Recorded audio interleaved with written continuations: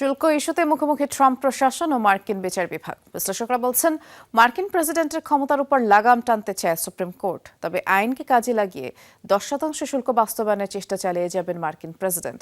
এই পরিস্থিতিতে জটিলতা বাড়বে যুক্তরাষ্ট্রের বাণিজ্য নীতিতে, যার প্রভাব বিশ্ব বাণিজ্যে পড়বে।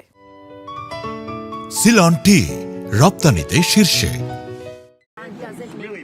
শুল্ক ইস্যুতে আবারও মুখোমুখি ট্রাম্প প্রশাসন এবং যুক্তরাষ্ট্রের বিচার বিভাগ। শুক্রবার দেশটির সর্বোচ্চ আদালত প্রেসিডেন্ট ট্রাম্পের আরোপিত শুল্ককে অবৈধ ঘোষণা করেন। এর পরপরই আবারও নতুন করে 10% শুল্ক আরোপের ঘোষণা দেন ট্রাম্প।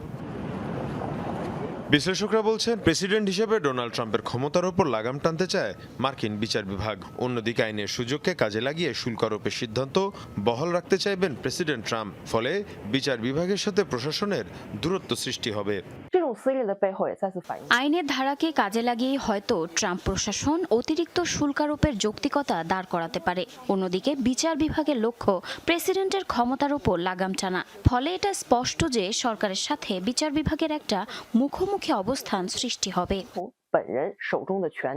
গেল এপ্রিলে ধার্য করা শুল্কের সাথে নতুন 10% শুল্ক কার্যকর হওয়ার কথা রয়েছে। যদিও এ নিয়েও সৃষ্টি হয়েছে জটিলতার, যার নেতিবাচক প্রভাব পড়তে পারে মার্কিন অর্থনীতিতে। শুল্ক নীতি নিয়ে ট্রাম্পের এ ধরনের সিদ্ধান্ত অন্যান্য দেশকে যেমন ক্ষতির মুখে ফেলে, তেমনি যুক্তরাষ্ট্রকেও বিপদে ফেলেছে। এতে করে প্রশাসনের বিভিন্ন পক্ষগুলোর মধ্যে বিভাজন এবং দূরত্বের সৃষ্টি হয়। এই মেরুকরণ মার্কিন সরকারের উপর অনিবার্য প্রভাব ফেলবে, কারণ মার্কিন বাণিজ্য নীতিতে এখনও নেতিবাচক বিভিন্ন ইস্যু রয়ে গেছে। এদিকে সুপ্রিম কোর্টের রায় অনুযায়ী গেল 1 বছরে আদায় করা প্রায় $175 বিলিয়ন শুল্ক ফেরতযোগ্য হতে পারে।